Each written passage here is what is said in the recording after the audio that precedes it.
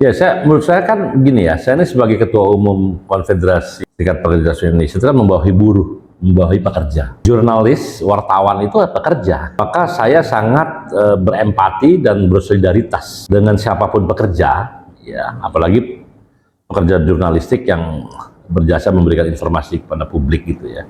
Dan kalau dia dapat tindakan ancaman atau kekerasan atau ketidakpatutan gitu, wah saya kecewa sekali lah. Itu tidak boleh.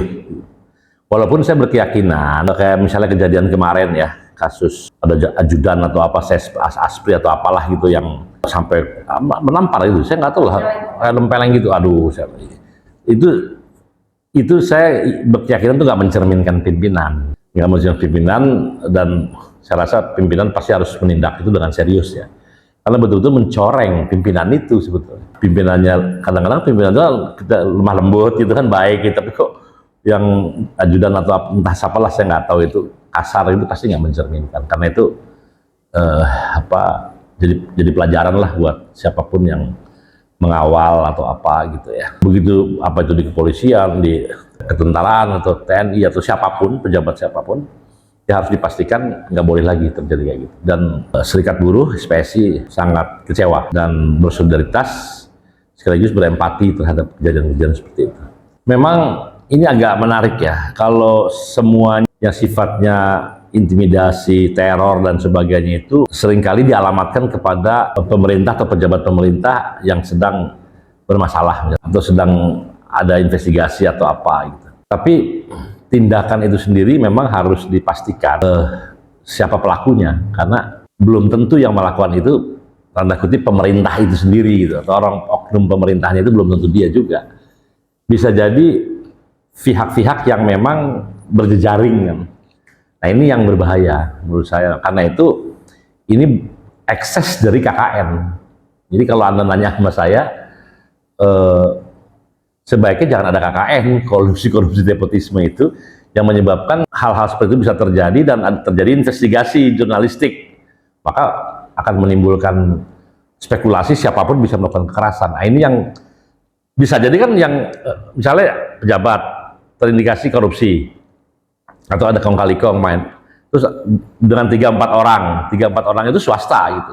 Boleh jadi yang melakukan kekerasan itu swasta itu, karena dia juga akan terkena kan, kalau misalnya terbukti itu KKN ya ditangkap-tangkapin juga gitu, atau kena masalah hukum juga. Nah ketika dia ketakutan, bisa aja tindakannya tuh berlebihan, nah, sampai mungkin terjadi pembunuhan. Jadi semakin negara ini tidak serius membenahi KKN atau bahkan membangun tanda kutip mafia kecil, mafia besar atau apapun lah gitu ya.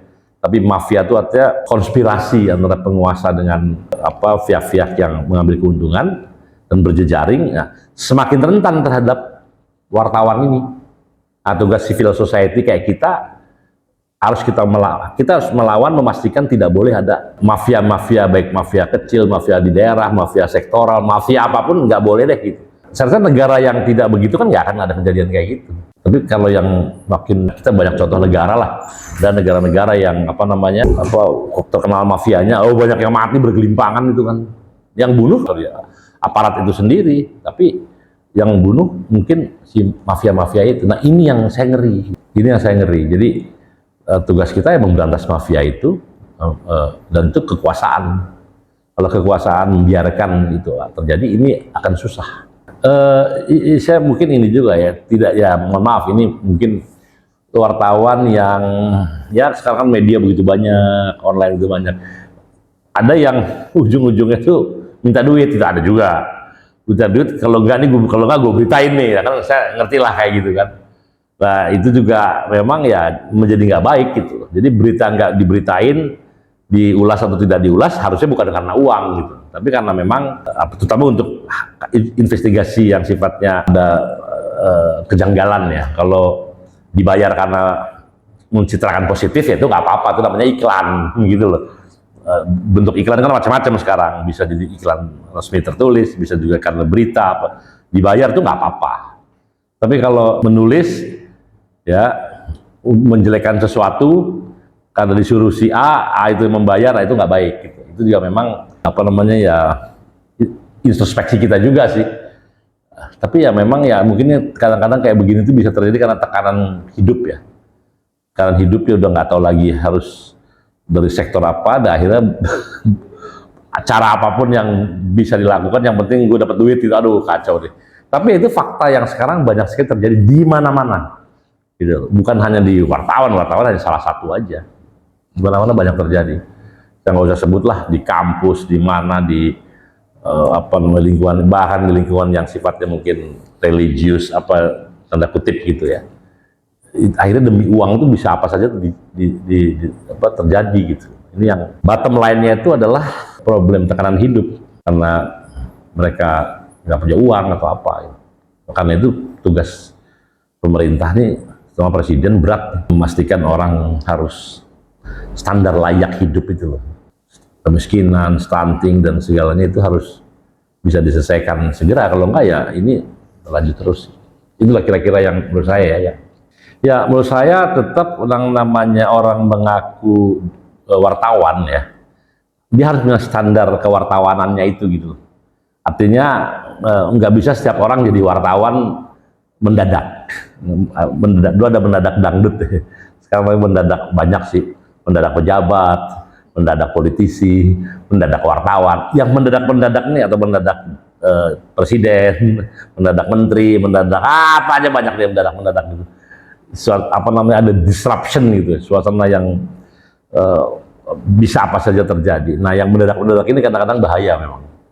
Jadi menurut saya ya karena kita sadar itu, silakan bersama teman-teman yang lain ya membangun profesionalitas di bidang kewartawanan itu, sehingga kalau bikin berita, investigasi itu benar gitu loh, tidak fitnah, tidak gampang menuduh gitu ya.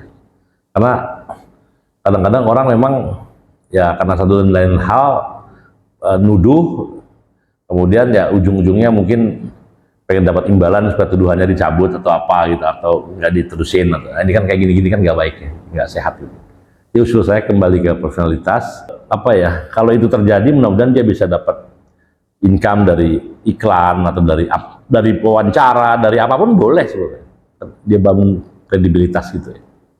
Itu saran saya buat teman-teman di wartawan-wartawan yang mungkin masih belum beruntung ya untuk mencapai satu standar tertentu. Pelatihan itu kan tidak harus mahal ya. Jadi baguslah kalau ada asosiasi wartawan yang berpikir soal itu. Mungkin bisa minta ke Komdiji. Kenapa nggak kerja sama Komdiji gitu loh?